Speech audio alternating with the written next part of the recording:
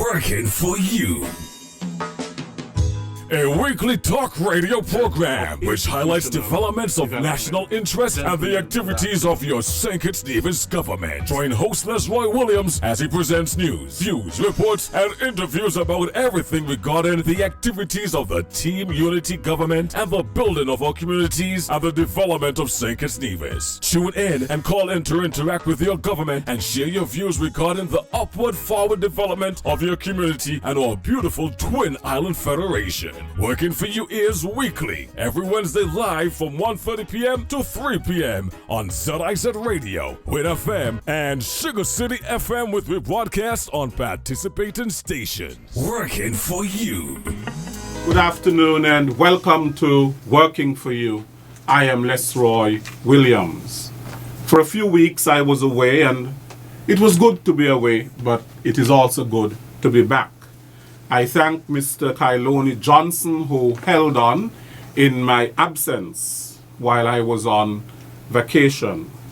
Thank you very much for tuning in to today's program wherever you are. Your company is well appreciated. Today we are going to be discussing child probation and child protection. And I have with me Mr. Gerald Connor, who is the Acting Director in the Department of Probation and Child Protection Services. Mr. Connor, welcome. Thank you very much for having me again, Mr. Williams. Good. It's always good to have you and to speak about such an important topic, that of the welfare of our children. Yes. Now, children are our precious and priceless resource. Yes. They must be allowed to grow and develop in environments that are healthy and conducive to their protection from harm and danger by their caregivers, who are parents, can be guardians, and the community at large. Although this is the ideal, we hear stories of horror where children are abused physically, emotionally, financially, sexually, and psychologically. Children unfortunately suffer from abuse and neglect and are exploited for sex, pornography, work, marriage, and other harmful effects to them by people who are pedophiles, ephebophiles, sickos, but sadly sometimes from the very people who are entrusted to provide them with care and protection. Now, Mr. Connor, you are the Acting Director in the Department of Probation and Child Protection Services. There are two key words in that department: probation and protection. What do these mean in the context of the department which you lead? Good afternoon to everyone out there who is tuning at this present moment. It's always a pleasure being here to discuss these very important topics, and I say welcome again to persons who are tuning to share this very important discussion. As you stated, the department have two folds. One is probation and the other is child protection. In regards to the department, there is two units. There's a probation aspect that deals with children who are in conflict with the law, or children who are deemed to be beyond care control, and that end of the department deals with that aspect of children. Post children who are showing signs of defiance, children who are basically showing signs of being lawless or have projected to go down a criminal path. Our department in that regard work closely with the schools, we work closely with the Ministry of Education and also different entities out there. Once we have identified children of that nature, to basically bring them onto a path of righteous. Our first thing is to try as much as possible to keep the child outside of the court system.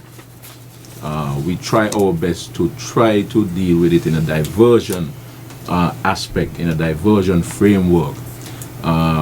We have realized that once children have become exposed to the justice system at a very young age, they tend to pick up what we would call bad habits from persons who are basically graduates within the system. So keeping them out of that system is our first option, and diverting them away from a life of crime is what we tend to do.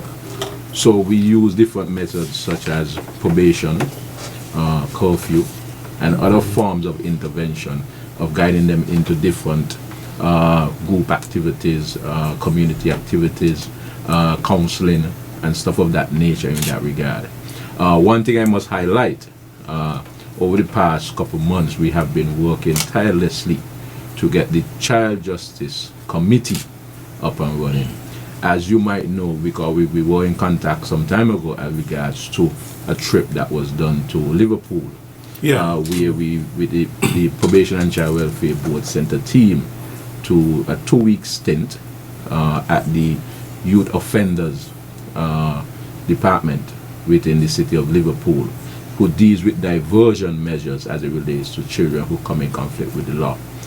So we have basically identified persons who would be chairing that committee, and we are actually supposed to start doing some training with Special Victims Unit and then extend it to the police at large in regards to the process and procedures as it relates to using the Child Justice Committee as the first resort of diversion based upon the offense that the child have committed. In regards to the child protection end of it now, the unit responsibility in that regard is to investigate all reported and known cases of child abuse and neglect. As stated in the last time I was here, we do not investigate criminal matters, but we work closely with the police to ascertain whether or not those allegations are true or false. Our first reaction, not really reaction, but once we do our investigation properly and we find that there is something true about the allegation of abuse or neglect, if needs be to remove that child from the home, then we will move to remove the child or children from that abusive residence and place them in an out-of-home placement. The reason why I use out-of-home placement and not the term foster care, because when we look at it from an angle where our first option is to try to place the child or children with a family member who can provide for the loving and caring environment for that child in a family unit. So that is why I use the term out-of-home placement instead of foster care. Now, you mentioned something that is of some concern. Yes. You mentioned children who are beyond care and control. Yes. Is there such a thing? You know. Unfortunately, they are. Beyond care and control? There is something that is called beyond care and control. And this is the reality of some situations where they have some children where their parents just cannot deal with them. It's very unfortunate, that's why. Very, very unfortunate. But that does not mean that they are beyond care and control. Maybe somehow that parent as well doesn't know or is not equipped of how to deal with that child. But I wouldn't like to say that there are children who are beyond care and control. Those are two different things. Care is control. one thing, and control is another thing. The reason why we use that terminology is because of the fact, as you said, there are two different variations of it which can be used in they're rebellious. But rebellious does not mean that you are beyond care and control. Because if we are speaking about a system in which we are trying to work with young people and they are rebellious, we have to get to the bottom of why they are rebellious and try some sort of reform. Yes. And they can be reformed. So to say they are beyond care and control, that is why I'm asking you, what does it really mean to be beyond care and beyond control? care and control of the household, the parent. The parent cannot exert their authority anymore over that child. because of probably the way in which they raised that child in the first place, by not laying down wrong rules and being as stern as they should, and put systems in place to properly manage and supervise. So within the household. Within the household. But outside of that house, places of the environment, yes, there can be reformation. There can be reformation, and that is where we tend to step in to bring stability to that situation. Right. Okay. Now, what crimes usually get probation?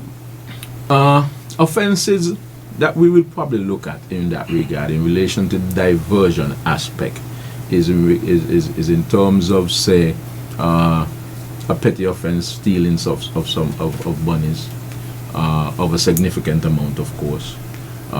We also look at damage to property, of probably a fight within the school or within the community that can be resolved between both parties, but there's need for some intervention as in regards to that stuff of that nature. Mm-hmm. The thing about it is that within the Child Justice Act, the Child Justice Act, they have the Child Justice Committee, which gives leeway to certain things, because at first instance they must do an initial inquiry into the nature of the offense, the evidence surrounding the offense, all the issues as regards to the offense, and then a decision will be made in regards to whether or not this matter will be diverted into the probation realm or the matter will go to trial. So it all depends on the offense and what the evidence says coming out of that offense.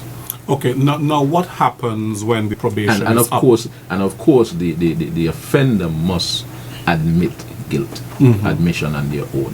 They should not be coerced, they should not be coached or anything to say, well, hey, plead guilty and you'll get off easily. It must be genuine coming from them. Now you have juvenile probation officers working with juveniles, yes, who would have gotten themselves into problems with the law. Yes. And how does the probation work? The child must, or the juvenile probation officer must see the child. Yes, you have to see the child. And there is some sort of a monitoring and an assessment being done to really see if the child is progressing. What counseling taking place. That child, of course, cannot leave the country without really. It still has to go to the court. Once it goes to the it's a court order. It's a court order. It is a court order. It can be. It can come in two folds. It can come from the Child Justice Committee, if the juvenile have taken responsibility for their actions. Certain after we have done our assessment and our different reviews, such as the court might ask for an evaluation, whether it be psychological, educational, and all of that, and a report will be compiled from the officer with recommendation as it regards to what might be the stipulations, and most importantly, we will not be leaving out the family, because once we see that there are issues within the family unit that must be corrected, our main focus is to also deal with the family in that regard, in getting them the help and the assistance that they need to get their home up and functioning the way it should be. And then now you have the aspect of the juvenile court, where once if the juvenile does not plead guilty, the matter can go to trial. And once the juvenile is found guilty within the juvenile court, probation can be given. But it works in a particular way to allow the juvenile to sit there wrongdoing and bring about some reform.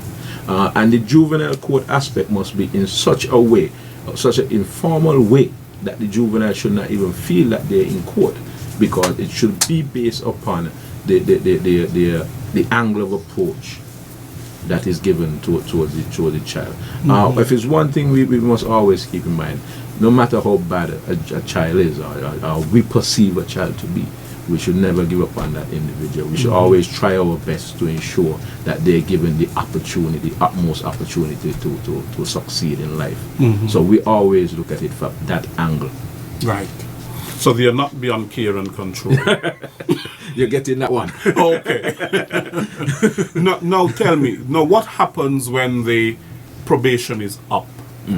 When the probation period is up, what happens? Okay. Well, over the life of the probationary period, it can be for a 6 years period, 6 months, period. It does not go over a 2 years period. It is stipulated by law that everything in terms of reform should be done within that frame of the probationary period.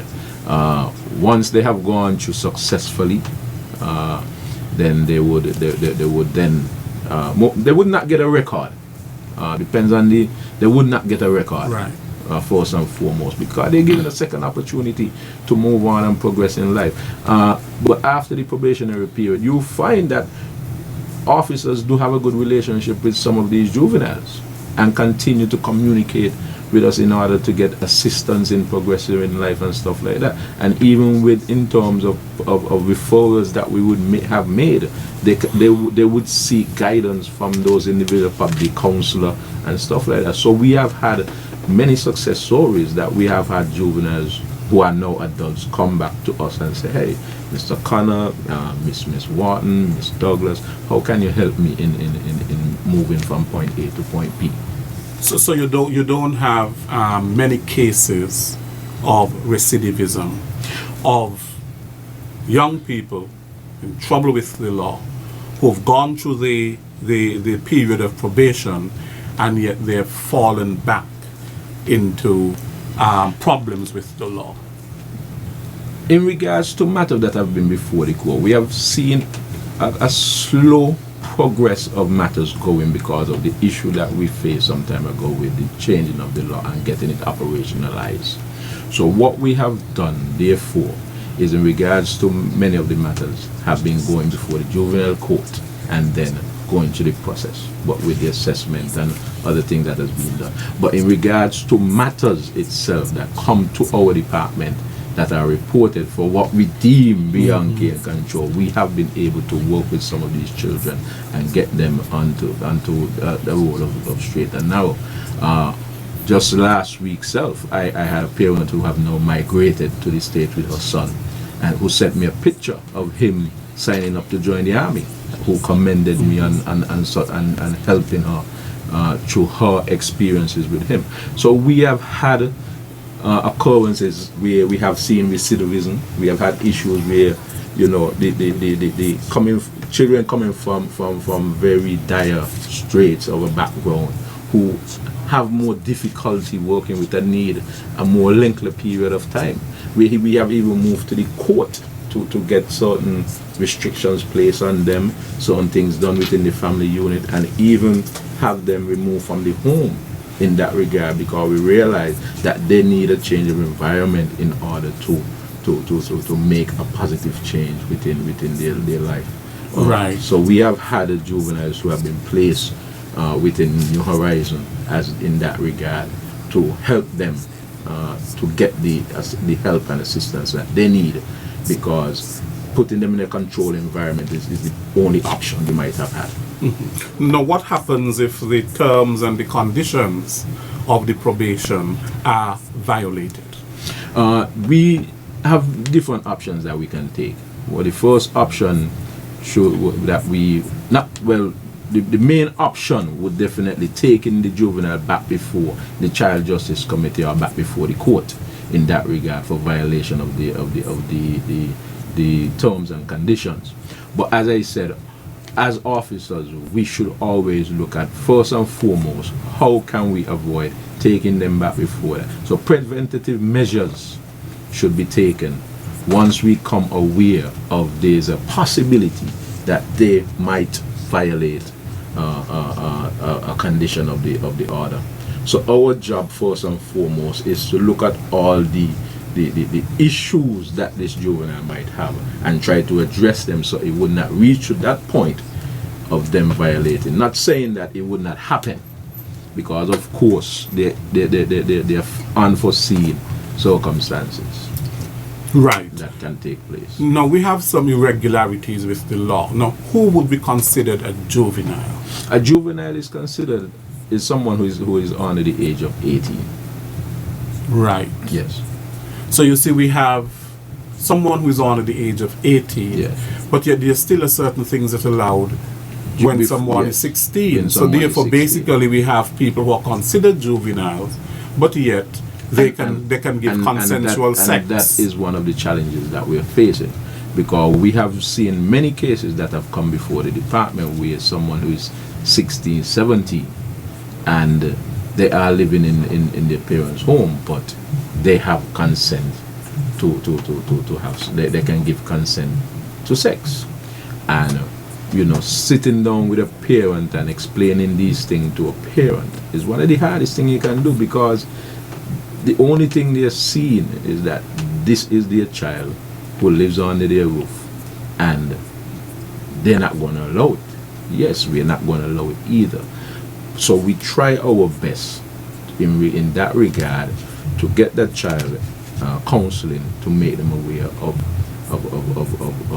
the issues surrounding having sex, pregnancy, STDs and all of that. So we try to do those type of preventative measures, because at the end of the day, it is a matter where they can give consent, but we still have to be precautious. And you'll find that even over the years, a lot of 16-year-olds and 17-year-olds end up being thrown out of the household, because they end up getting pregnant and that sort. And then now, they're not 18. So here now you have someone who is 16, 17, who is pregnant, but still is under the care and protection of their parents. Are you in support of the law for sexual consent being raised to at least 18 years old? I am in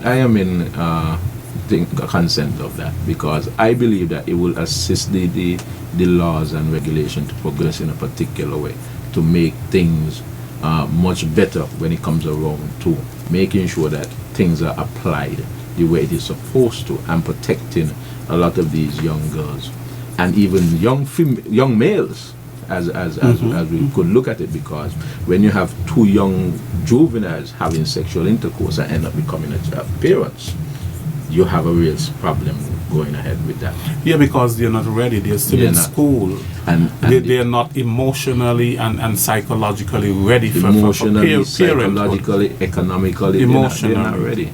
They're not ready, and then everything falls back onto the family unit and even onto the system, where our department now have to. If people sometimes who are even 20 and 21 are not ready, well, and 25 are not ready. I always say none of us, much less a 16-year-old, haven't even gotten it right as yet. So how do we expect them to get it right? Right. So the juvenile protection, yes, or juvenile probation, you're saying, helps at risk youth. Yes. And you've seen it work. He have worked. Even when you look at it, it's all about putting restrictions that are needed, covering the gaps and the loopholes that are in a lot of these children's life that allows them to go on a particular road. One of the terms that I use in particular is the term coming out of the US, the term of latchkey kids, children who have their own key, windows of opportunity between coming from school. That is a window. Between leaving home to go to school, that is a window. Lunchtime is a window. How do you now put restrictions in place to close these windows of opportunities for these children and predators also from getting in to these vulnerable children? And because it's not just predators and it's sexual, but also criminal exploitation, and that is a big thing that we also have to look at. You have criminal exploitation, you have sexual exploitation. These are enlisting them into gangs, yes, and into criminal behavior, into rings, using them as mules to transport stuff, using them commit crime because the law says that based upon their age they will be getting less. And these are things that are serious. Coming out of Liverpool, this is one of the biggest challenges that they're having, that they have across borders, across counties. where criminal elements are using children. And we have it here. We have it here. So having these children having persons placed on probation at an early age where you can see these situations developing, it is very important to allow these windows to be closed and helping parents, getting them the help that they need and getting them the training that they need is very, very important. Right. Now your juvenile probation officers Yes. play a pivotal role Yes. in the whole probation process. Yes. And they somehow work along with the parents and the guardians Yeah. of these juveniles and so on, monitor their progress, do some assessment and so on, and somehow have to come up with some sort of a Reports. on that child. Yes. Now, what should be the background of a child probation officer? First and foremost, we look at someone who have a degree in regards to social science. We look at that closely, whether it be social work, psychology, sociology, and all of that. Training, of course, in that regard is very, very important. A sense of maturity, because you must be able to portray yourself in a particular way to these persons that you're going to be working with is very important. And having an understanding of the different assessment tools, various intervention programs, and what we try to encourage is to come up with ways and means, persons who can think outside of the box when it comes around to these matters. Because at the end of the day, you have to know how to think on the go. You have to know how to fix problems right there and then and make decisive decisions right on the spot in regards to the situation. And of course, if the person do not have a background in social work in that regard to the educational level, we also look at persons who probably have experiences in that areas and are able to apply themselves in that field of work. So they're different things, but there must be an understanding that this individual is capable of handling themselves when it comes around to working with juveniles in that area. Because you'll find that in everybody who think that they're good to work with juveniles are good. Can work with juveniles. Yeah, because sometimes it can be challenging. It gets its challenges, and sometimes you tend to wonder, hey, but then you get up in the morning and you progress and say, hey, I got to go out again and get this done. And that is the most important thing, understanding that you have a job to do and you have to ensure that you'll be able to get that job done. It's not about your personal how you think about it personally. It is about what is in the best interest of the child. Not all decisions that you make will be the right ones, but make sure that when you make that decision, you can go home and sleep at nights. Right. Now that is one aspect of it, the probationary aspect of the department. What about the child protection services? We look at it from in the same regard in relation to educational background. Of course, must be one that will be looked at, and of course, the person ability within that area, how versed they are when it comes around to dealing with children, their background as it relates to working with families of that sort. In St. Kitts, we find that not much persons tend to go down that field. You'll find persons say, I don't like dealing with people problems, but it's the reality where sometimes you have to put your personal life on hold to deal with others. Someone who is flexible, someone who is willing to go the extra mile, and someone who is willing to even give up personal days and family days to deal with the issues that are out there that they're faced with. Reflecting back on Saturday, when my birthday was celebrated, when I made 50, I still had to get up and put that aside and go and deal with a matter that took me all day. So these are sacrifices that one will have to make in regards to these aspects. It's not a 8 to 4 job.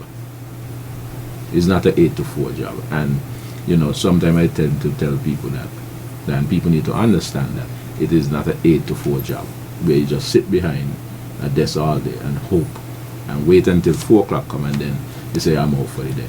Right. It is a job where you have to be fully involved and willing to go the extra mile. So not because you have a strong educational background, but these are qualities that you must be able to exhibit.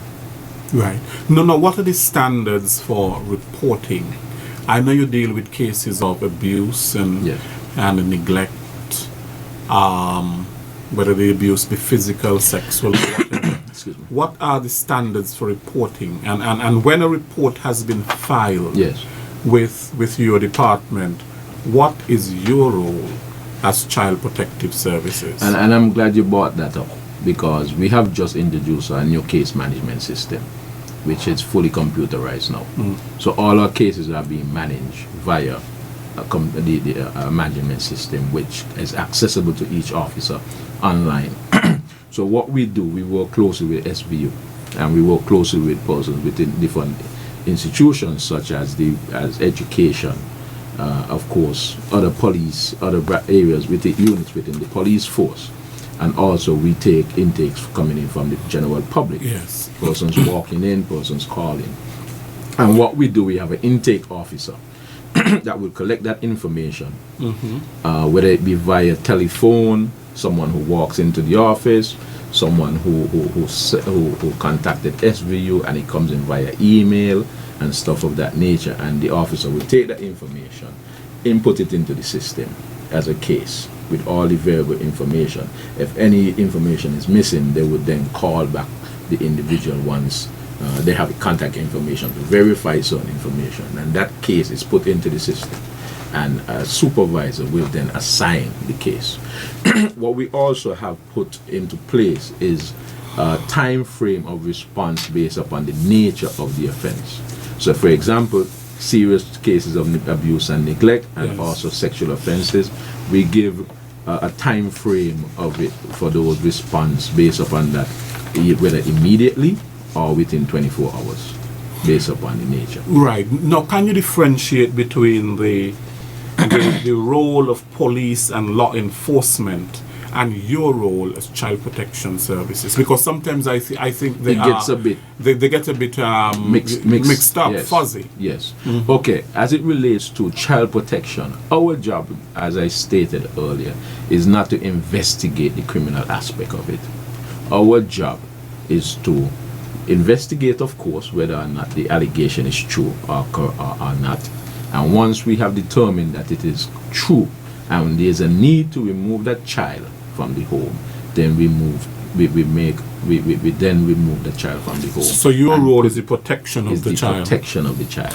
And law enforcement's role is really the offender. Yes, to investigate If there are any criminal if there are any proceedings. criminal proceedings. So we work closely with Special Victims Unit in that regard. Even when it comes around to sexual offenses, if the perpetrator is within the home, or if that's so, we would then remove that child from the home and get the child into what we call a place of safety to Right. ensure that that child welfare is being taken care of. We also have foster homes, persons who are there to call whether or not we need to remove a child. We can access those individuals for immediate placement if possible. But first and also after that, we must then move to the court as swiftly as possible to make sure we get an order to have that child removed. So that is why it's so important to work along with SVU, because if that is the nature of the offense, SVU will have to say, well, yes, we are currently investigating this matter and it seemed to be a serious matter and we're working along. So we feel that until this investigation is complete or have taken a particular turn, we support the child also being removed from the home. Because you have to make sure when you go before the magistrate, you give some substance to the cause of why. Now, over the years, I know you're celebrating 30 years. Yes. And the department is celebrating 30 years. Yeah. Now, over those 30 years, would you have seen an increase in child abuse or would you have seen a decrease?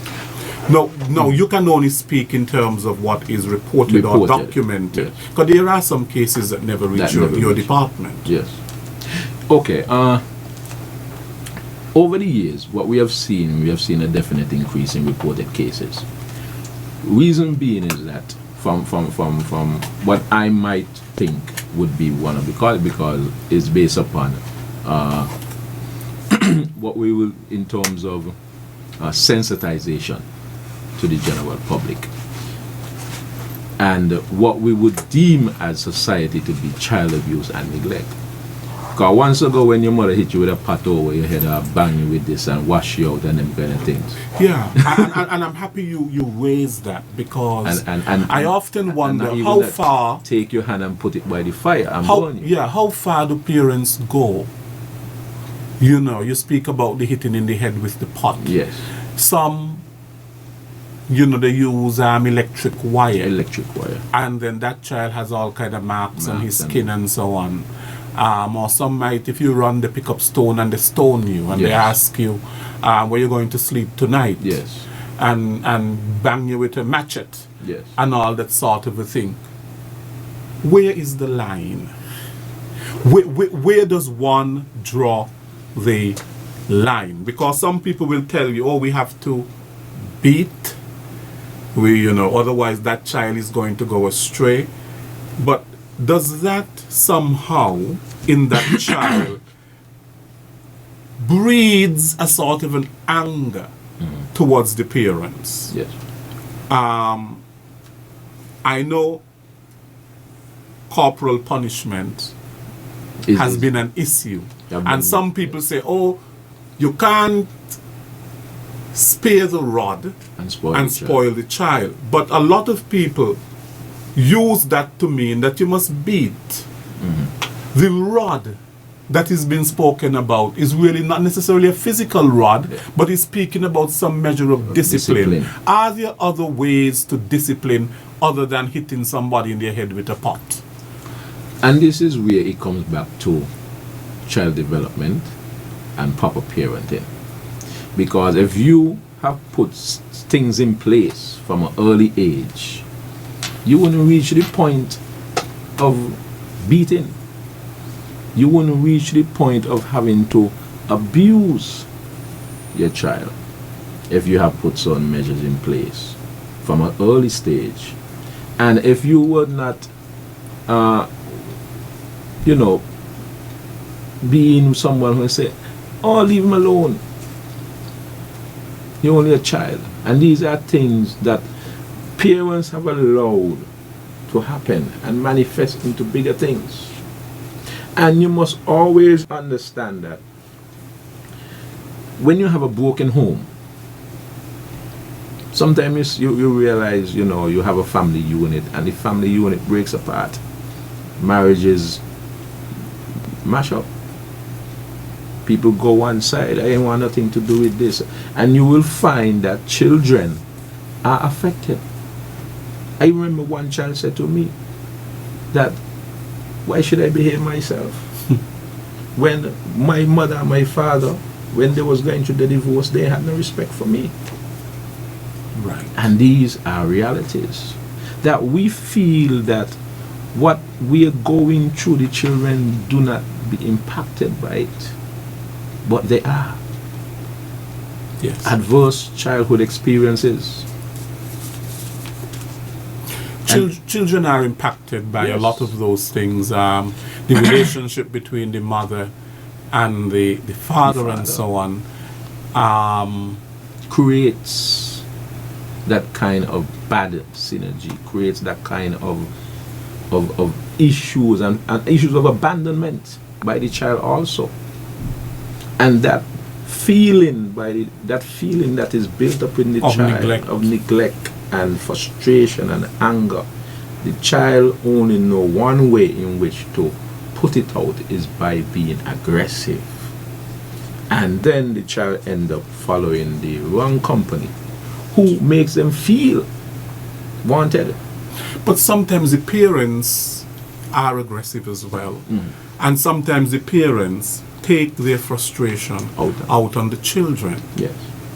And sometimes they do that by beating the child. And sometimes I often wonder, that's why I asked you earlier, where do you draw the line?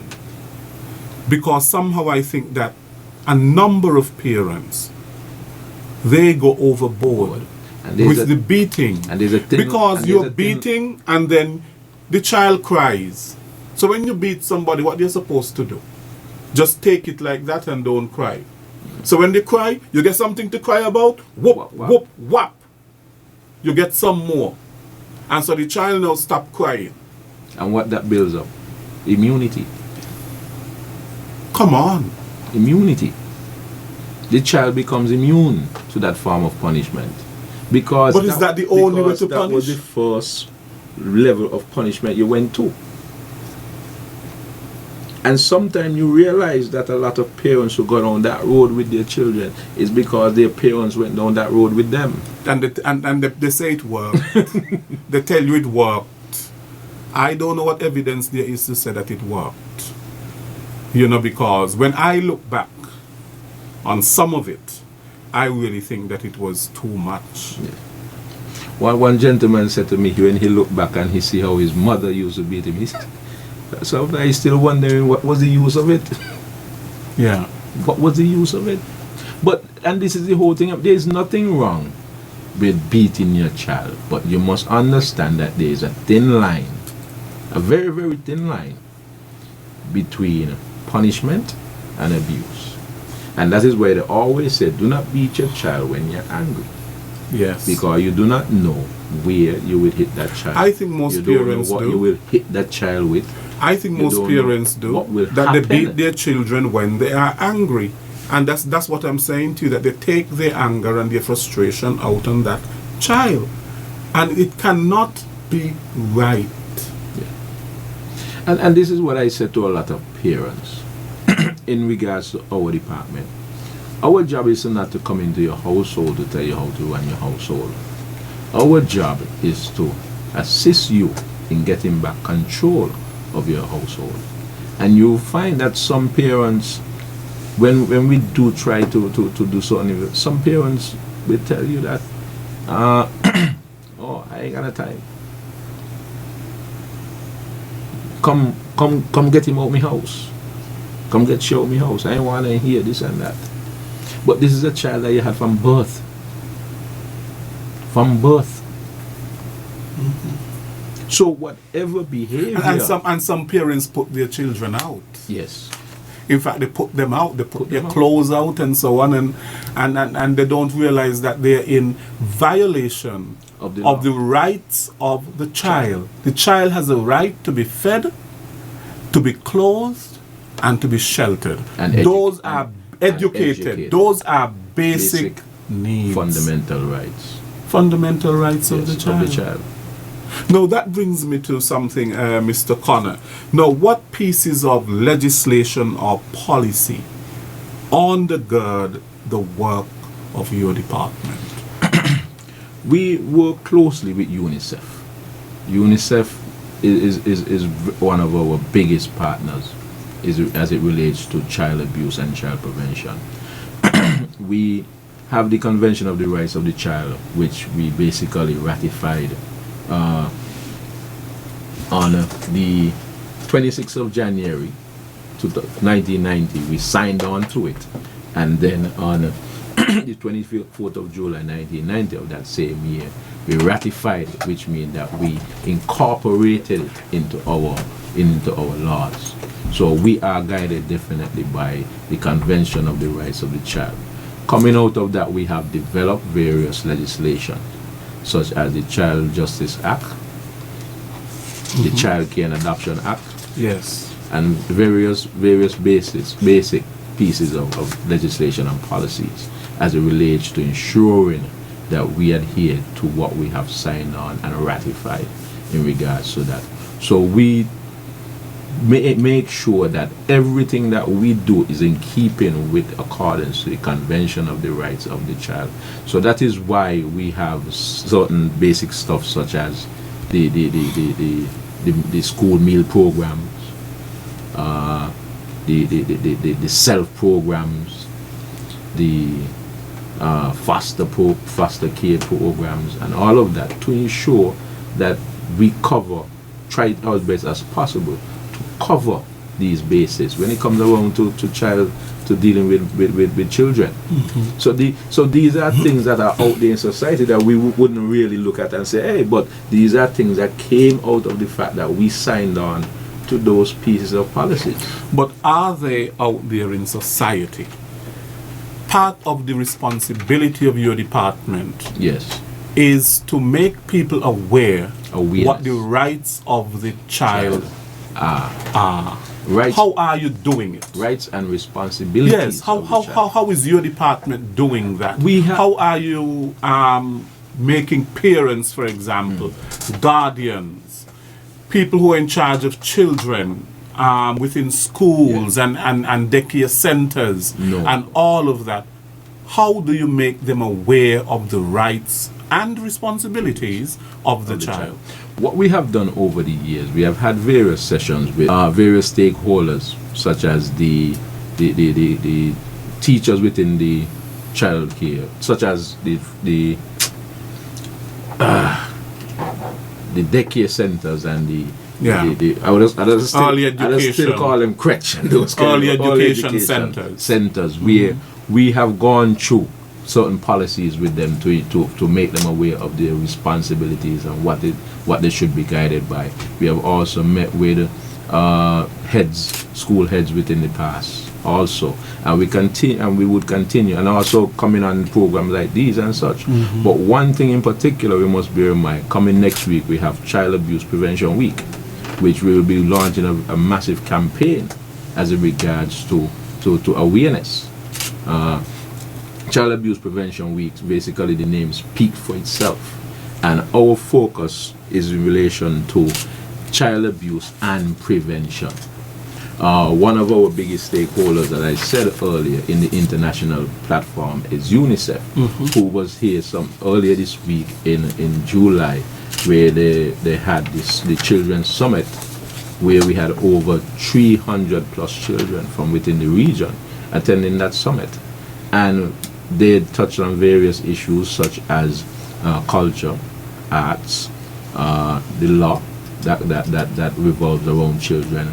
And we had persons coming from Montserrat and Antigua and Anguilla coming to do various presentations, children, to highlight some of the challenges and progress that they have made, that the Federation have made throughout the years, and even the Caribbean as regards to dealing with issues of children. Our theme for this year is basically using the backdrop of the 30 years, which is 30 years of child protection, nurturing the next generation. So this, for starting next week, we will be launching a very massive campaign as regards to the Blue Bear project coming out of UNICEF. Basically, the Blue Bear is the Blue Bear awareness campaign. Basically, is a blue bear with a plaster over a band-aid over the left side. And the color blue is because it signifies that when someone is feeling sad, that they're blue. And a bear always brings comforts to a child. So we'll be launching that campaign massively coming out for the entire week. And we plan to also carry it into the carnival season. We're partnering with the Carnival Committee to have that awareness throughout the Children Carnival. And also during Bastille Come Alive, we'll be also doing an awareness campaign during that also. We are also launching a mascot. We are doing a mascot where we'll have someone in the Blue Bear suit, and we'll be giving out leaflet flyers, and also we'll be having an open day at the department so persons can come in and speak with an officer if they have any issues and feel a sense of welcome, that there's a department out there who is willing to help them in any way possible in that regard. So we are basically going on a massive campaign starting next week, and we plan to continue it throughout. So it's not just because of the week itself that we're having it, but we are using the week as the trampoline to launch this campaign that we plan to bring awareness to. So we have been doing some rearranging, restructuring, and we're planning to put some initiatives in place. The Blue Bay is not a new initiative, but it have been dormant for some time. But we are definitely relaunching it in a much better, massive way. We also will be looking to get ambassadors within the primary schools. So we'll be getting ambassadors within the primary school who we would train to in that regard, in terms of issues, being advocates for child rights and child abuse, and be able to speak with different students about these issues within the various schools. So for that week, we start out with a church service, which is on Sunday coming at the St. George's Anglican Church. I don't think it's called that anymore. I think it is the Pro Cathedral of St. George. Of St. George, formerly St. George's That's Anglican right. Church. And then we'll have the open day on Monday, which we will unveil the mission and vision statement of the department. And also we'll be doing some tip sessions throughout that entire week with various media houses, and the launch of the child rights advocates also. On Tuesday, coming back to what we did mention earlier about different areas of dealing with punishment for children. So that day is basically corporal punishment suspension day. That's interesting. Very what is that interesting. day all about? You suspend corporal punishment for one day. Well, it's a start. We have to start somewhere, where persons will have to look at the schools and stuff like that within the home. Look at various areas of which you can bring form. You know, in some countries like the UK and so on, you're not supposed to hit your child. And if you do, and they call the police is going to be on your doorstep for you. It's very serious. It's very, very serious. It's very, very serious. And, because at the end of the day, these could have some adverse effects on how their children develop and how they in turn raise their family. But how we have been socialized, that no. Caribbean parenting has to be about, you must use that rod, you must use that belt. In fact, when I was going to Keon High School, they had this system of the headmaster going around after exams, and depending on how many subjects you fail, you get licks. Open your hand. 2 for each one. So you can take it in your hand, or you can take it over your back. Now, what is that supposed to do, really? When you look back on it, what was it intended to do? Because now you have children passing 12 and 13 subjects. Yeah. and they're not subjected to what was that supposed to do? How was that really supposed to help? And it comes from a sort of a thinking. Yeah. You see? That you must beat it into them. You must beat it into them. As far as I'm concerned. But that is what the slave master did. That is what the slave master did. Beat it into. We should be moving away from that sort of a thinking. We should be moving away from that. If your child doesn't do well in school, what do? You pick up a stick and start beating your child? Or what the child needs is probably the child needs some assistance, some extra lessons, somebody to work along with the child. The child probably needs encouragement.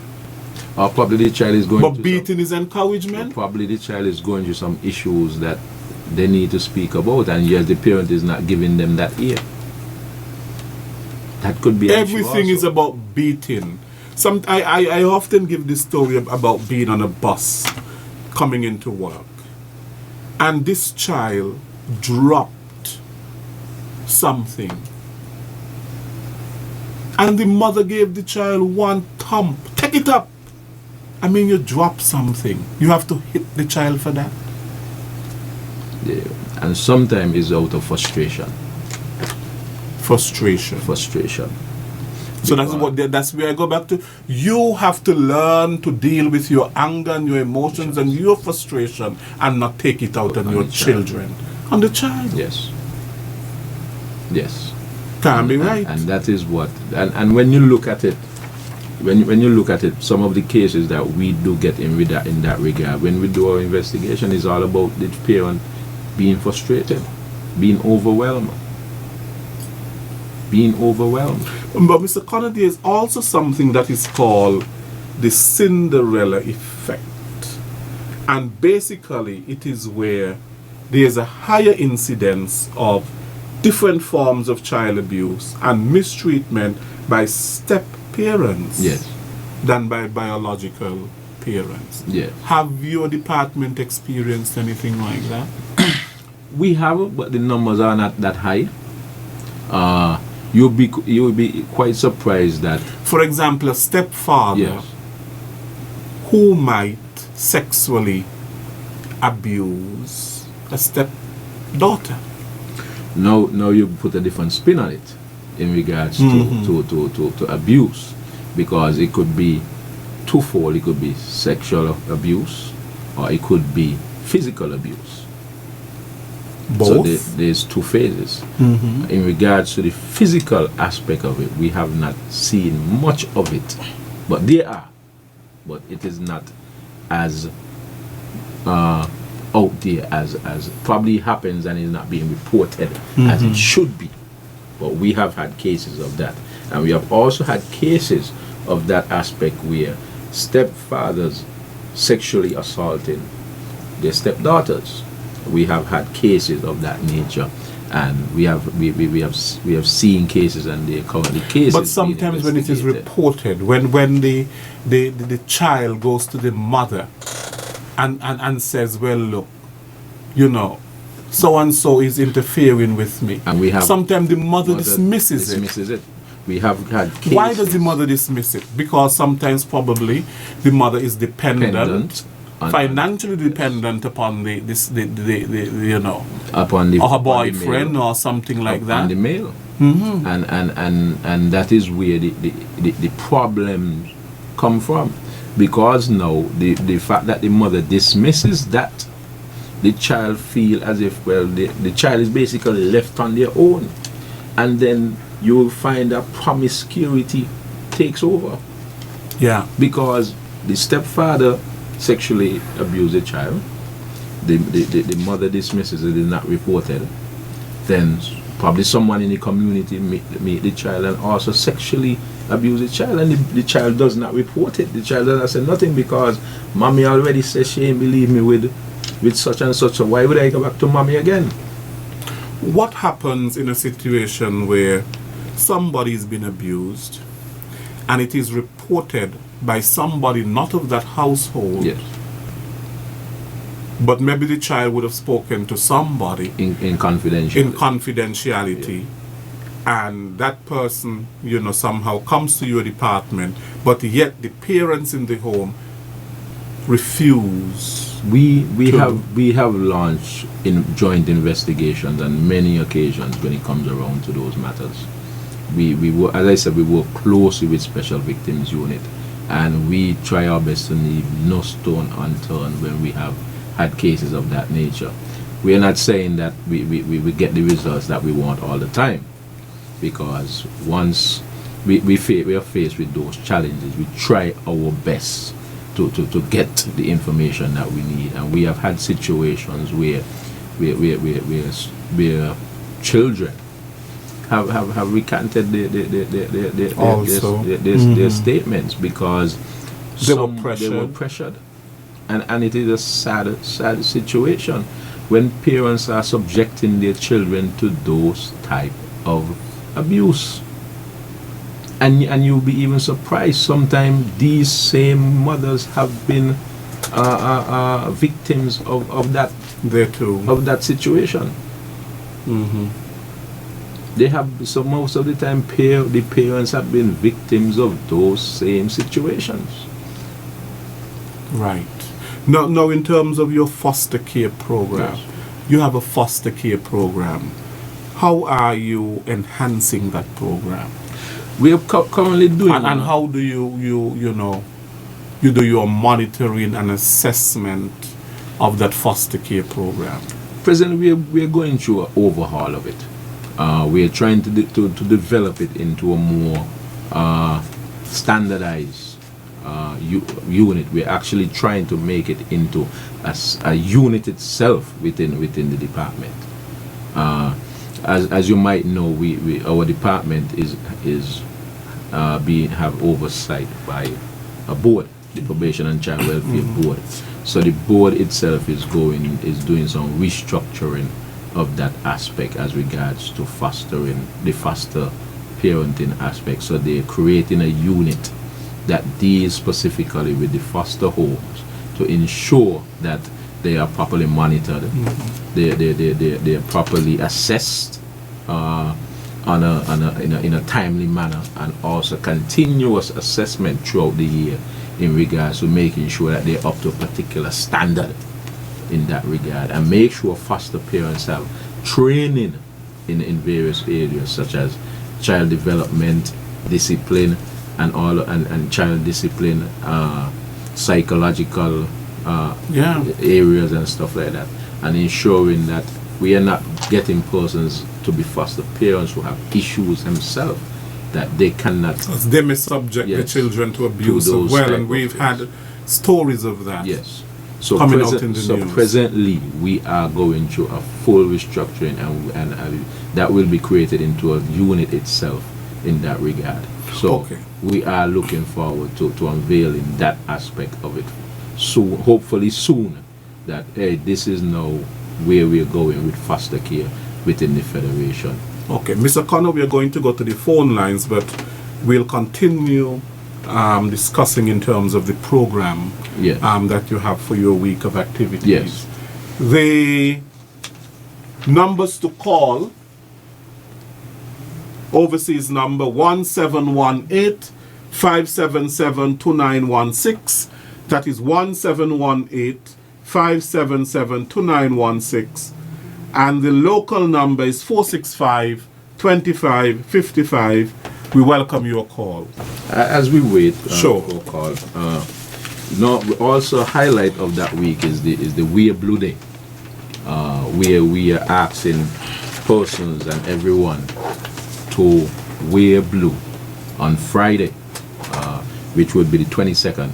Okay. To signify their solidarity in regards to child abuse and neglect awareness. So we are asking everyone to wear blue on that particular day in regards to that aspect, to show that they fully support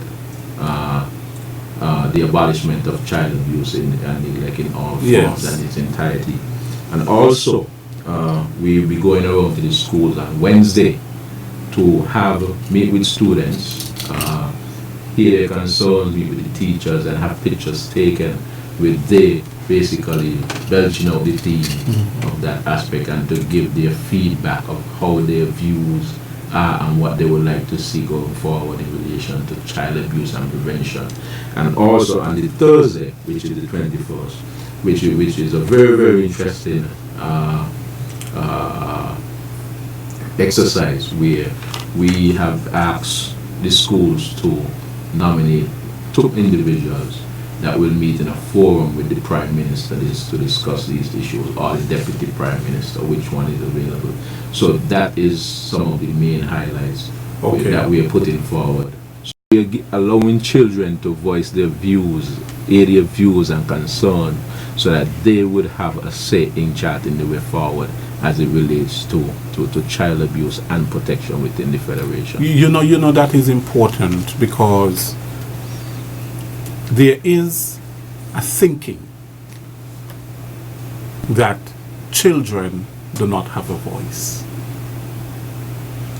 And where do we learn that? There's all kinds of sayings and so on that promote that kind of thinking. Yes. Children must be seen and not heard. So in other words, you must sit in a corner and you must not say anything.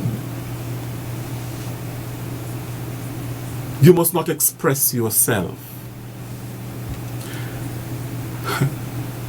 But then, but I then you say a little child would lead them. right, but it has a serious impact upon our Caribbean and sometimes societies. Yes. Because I've been in situations where I've seen student exchanges, students from here and students from the United States and so on. And their social skills are far more developed than ours. Because they we have will been, stay in one corner. They will come and they will try to open conversation and have a dialogue and all of that sort of a thing. I have been in situations I taught for a number of years, and I used to wonder why it is that you're teaching and children don't even ask a question. Is it that you understand everything? or that is what you were told. It's because you basically don't know how to ask a question, or you were told, you know, just accept. And you'll find that with that type of attitude, you find that the growth of our country is stumped. Because when children are not allowed to express themselves and develop themselves and nurture their personality in a positive way, they do not get to bring out the fullness of what they can accomplish. So you will find society will continue to lag behind because our children are not given the opportunity to you know, express themselves, probably through poetry, and you'll find that their talents get locked down. But not only that, sometimes you're in the home and you have a different opinion or idea to that of your parents. Yes. And they tell you that they think that you must be homogeneous. You must not express anything that is different. You must not have a different way of thinking. Otherwise, what? Take up your things and go out them inside here. You can't challenge anything. Otherwise, they see it as being rude and disrespectful. I'm not saying that sometimes it's not rude and disrespectful. And it's how you, sometimes yes. it is. And how it's based upon how, and it comes back to expressing yourself. If you are accustomed to express yourself, if you're to give your opinion, you wouldn't know how to express it in a particular way that with manners and you know.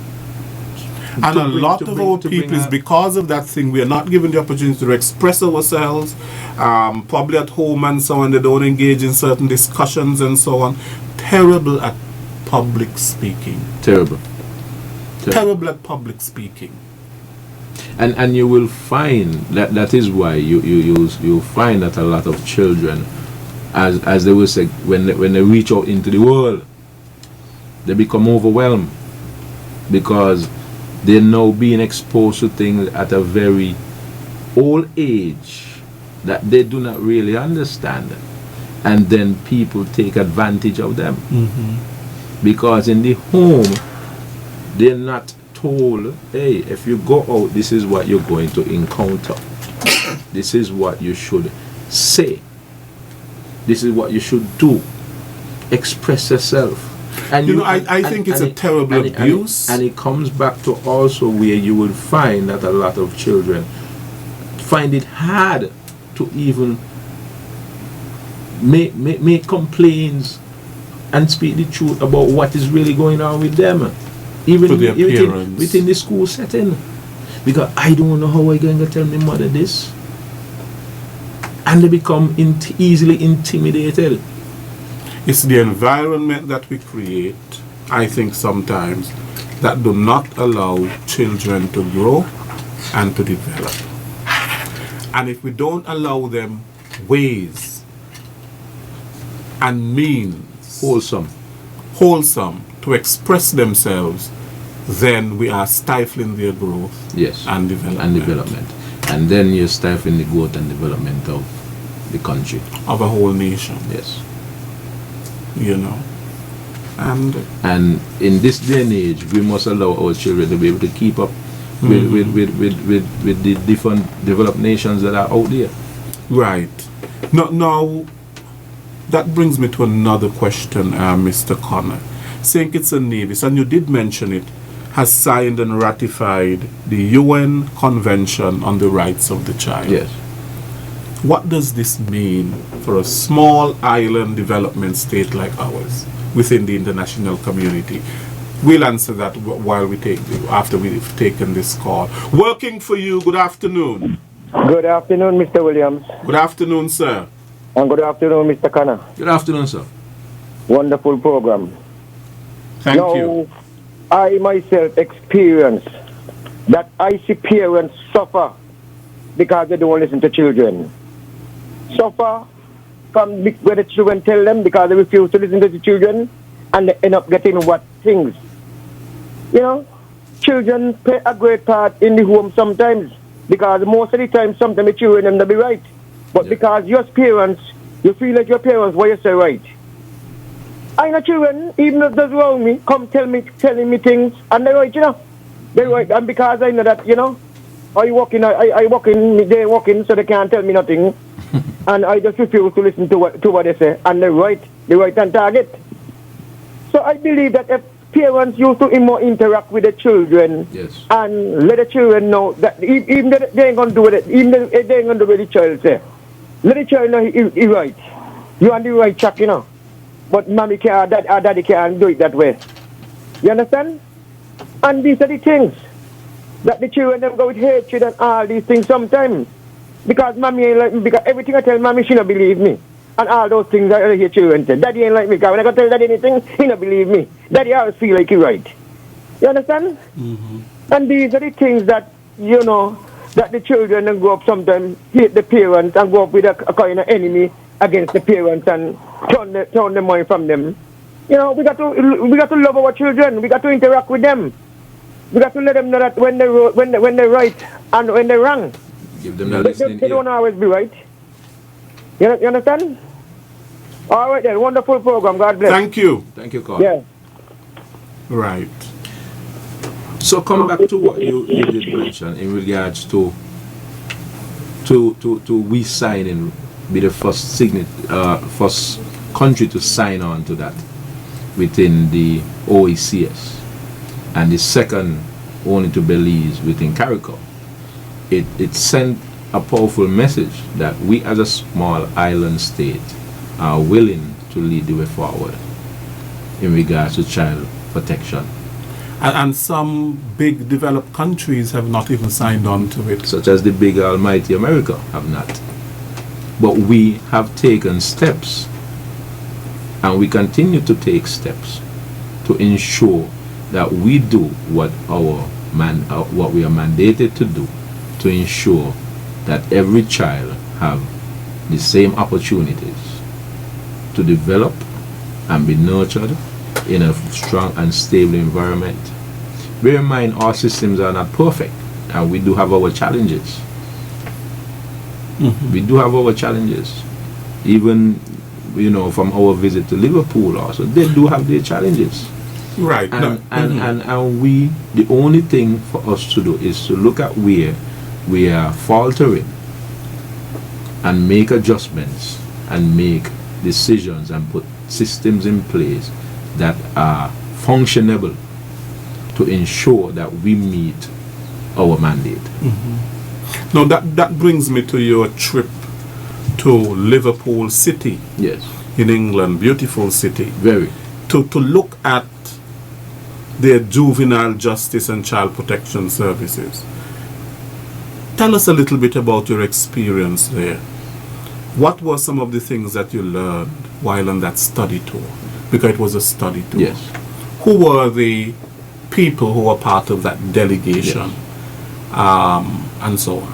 Yes. Okay, the Probation and Child Welfare Board basically sent a team to Liverpool, as was stated. A part of that team was myself. We had the deputy chair of the board, Miss Celia Christopher. We had Jacqueline Christopher, who is the secretary of the board. We had Miss Patricia Lake, Miss Ruby Thomas, who are also part of that board, and lecturers at New Horizon. and also Dr. Archibald, who is a part of the board in regards to the medical area, and we had Mr. Magistrate, Senior Okay, Magistrate. we'll just stop there and then we'll continue. Mr. Connor, working for you, good afternoon.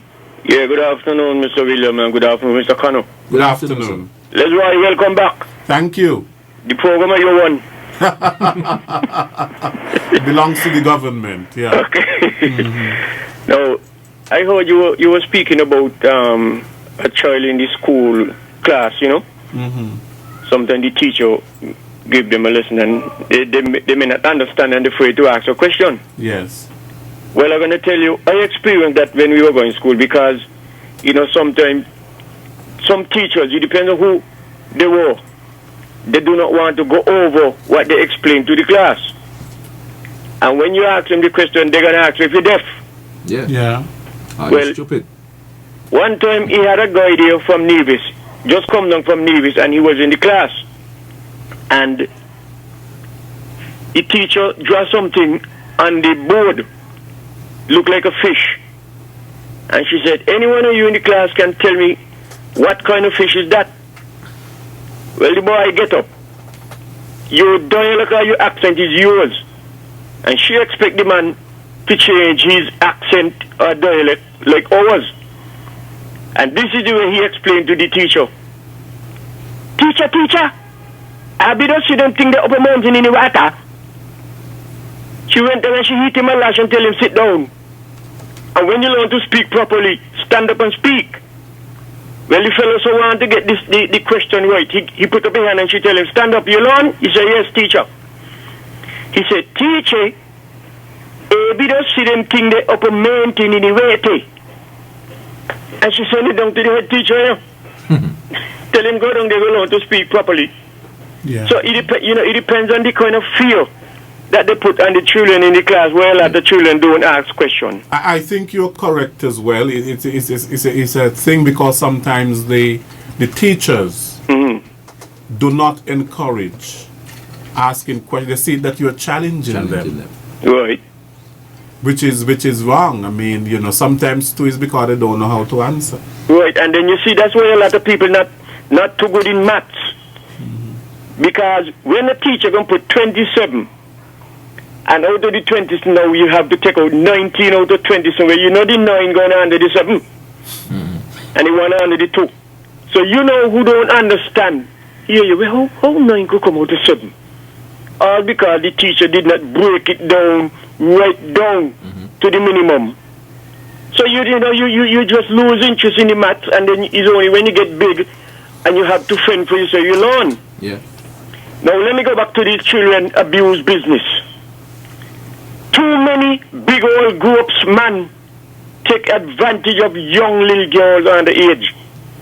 And sometimes, like the call of us, say that the parents for the little girl may know what is going on, but because of, they ain't say nothing. And I want to know if there isn't any law to lock up and prosecute them big man who encouraging school child to stay in the house when they know they're supposed to go home, and the parents looking for the child, and police up and down looking for the child, and when the child ready, she go and say where she was by she boyfriend underage. So what they doing with the aiding and abetting of that man? Is there any law to deal with that? I'll listen after here. Thanks. Okay. Right, Mr. Connor. But there are laws when it comes around to aiding and abetting. There are also a law when it comes around to aiding and abetting in the defilement of someone under the age of 15, which because after 16 you can get consent. So there are laws that speaks in relation to that. As I said, it boils down to the investigation of the police and the evidence that they have collected to bring charges against an individual when in relation to that. We have been working with SVU and VCU, Violent Crimes Unit, and we have had various meetings with them, and we have come to certain conclusions that the terms and conditions that we need to look at when it comes around to properly investigating and also putting out missing children bulletins in regards to juveniles who goes missing. We have seen over the years where these bulletins have been put out in media and person would make some ridiculous comments on them, such as, oh, she gone by she boyfriend or she man or whatever, and it's quite insensitive comments when it comes around to that, because we have seen situations where juveniles have gone missing. Some have been found killed and some have not been found at all. For example, the matter there in Nevis with the young man who still have not been found. And then, but it's a common perception that people have, especially when it involves a young girl. But really and truly, they are only speculating because they don't know why that child has left the home. And you don't know what issues might be in the home. They don't know. And to make those insensitive remarks is really it shows our society in a very, very bad way. And we need to really stop and think sometime before we make these comments and these remarks in social media when it comes around to these matters, because you don't know what type of effect you're having on these children. True. Because the first thing the child will say, oh well, see, nobody care about me. Probably that is the same thing that they experience in their home, and when society shun them and label them in that regard, you are creating a monster. Good. Mr. Connor, you were talking about your Liverpool trip. Yes. And I wouldn't want to be impoverished for not hearing it before we end this program. Yes, definitely. It was a very, very interesting trip. Very, very interesting. We had the benefit of visiting the Youth Offender Services in Liverpool. We also had the benefit of visiting the Youth Court, which is similar to our juvenile court here. We also had the privilege of visiting a juvenile facility where we were able to see how it was structured, how it is operated, and how it caters to the needs of juveniles who have become in conflict with the law. And it's quite amazing when you go through a facility where you enter to one door and you could go throughout the entire facility without even going outside. And you're not seeing any bars, you're not seeing any metal doors or steel doors. And it's all about rehabilitation. Because children are not born bad. No one is. No one is born bad. It is how it is what society they grow up in, their living environment, how they're raised, how they're taught to socialize, what they're exposed to, and first and foremost, and if they're provided for with this love, care, attention. Because that is important to children, the building of their self-esteem. Yes.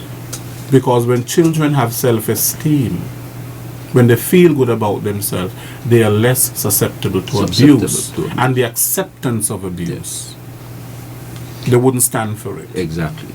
And one of the things that I will commend seeing in my trip, I visited the Everton Football Club school and college, where we need to understand that these businesses and these organizations have a big role to play within the society and development of our youths, where children, you will think that is children who are skilled and talented in football who attend the school, but it is not. It is children who have met so many challenges within a school setting, in a regular school setting, that attend this school, and they're given the necessary tools. They're taught various skills such as a bricklaying, hairdressing. They are provided with a counselor. They're provided with meals because of the homes that they come from, and they adhere to and these organizations adhere to the social responsibility, and not just collecting from the population and not giving back. They give back to the population, and we need to understand that at the end of the day, we do not have all the answers, we do not have all the resources, and it is a pooling of resources. And one of the things that we also realize is that a lot of persons who have retired come back to be mentors to these young children. They do not just walk off into the sunset. Yeah, they still play an active role in their lives. An active role within these children's lives. Right. So we were able to see how their justice system operates when it comes around to diversion, when it comes around to the different levels before matters reach, even before the Child Justice Committee, where intervention is done at a very early stage. Once they realize that these children have various issues, it is done at a very, very early stage. Right. We in the Caribbean have a problem with youth and guns. Yes.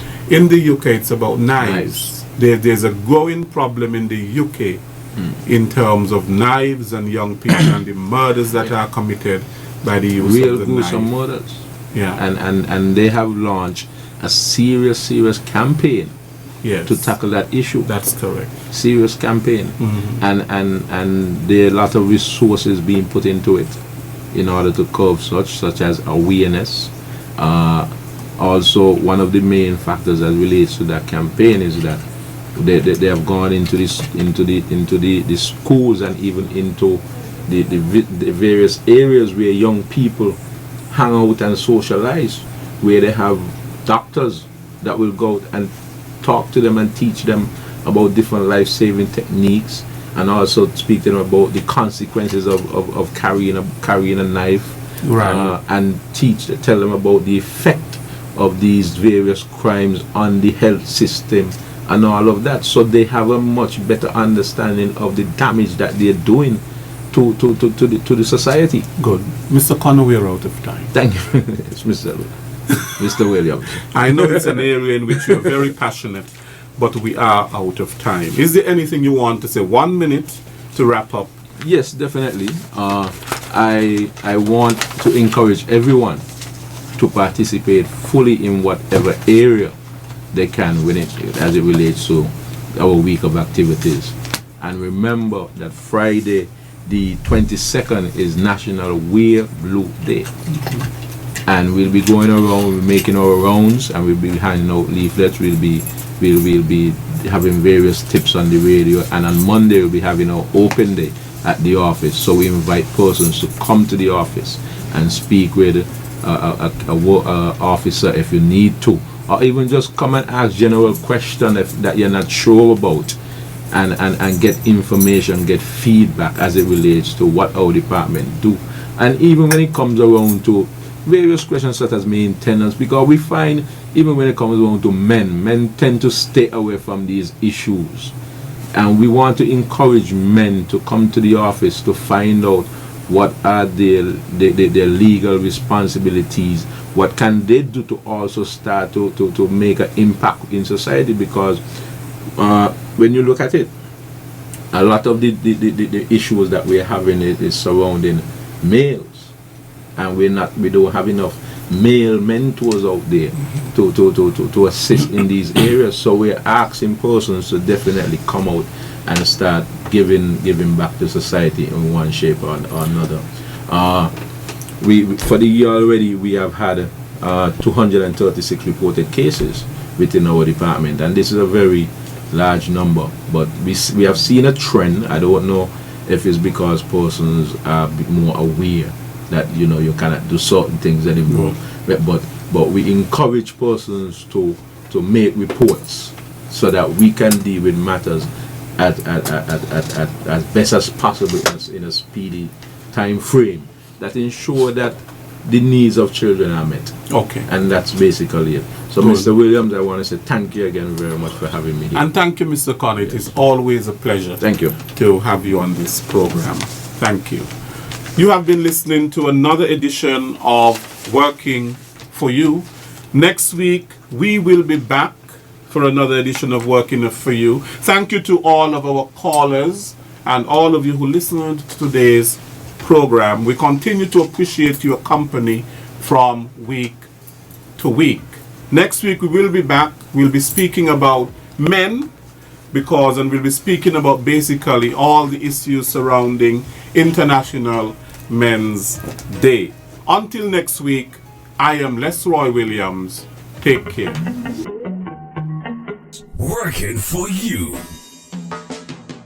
A weekly talk radio program which highlights developments of national interest and the activities of your St. Kitts Nevis government. Join host Les Roy Williams as he presents news, views, reports, and interviews about everything regarding the activities of the Team Unity government and the building of our communities and the development of St. Kitts Nevis. Tune in and call in to interact with your government and share your views regarding the upward forward development of your community and our beautiful Twin Island Federation. Working for You is weekly, every Wednesday live from 1:30 p.m. to 3 p.m. on ZIZ Radio, Win FM, and Sugar City FM with rebroadcast on participating stations. Working for You.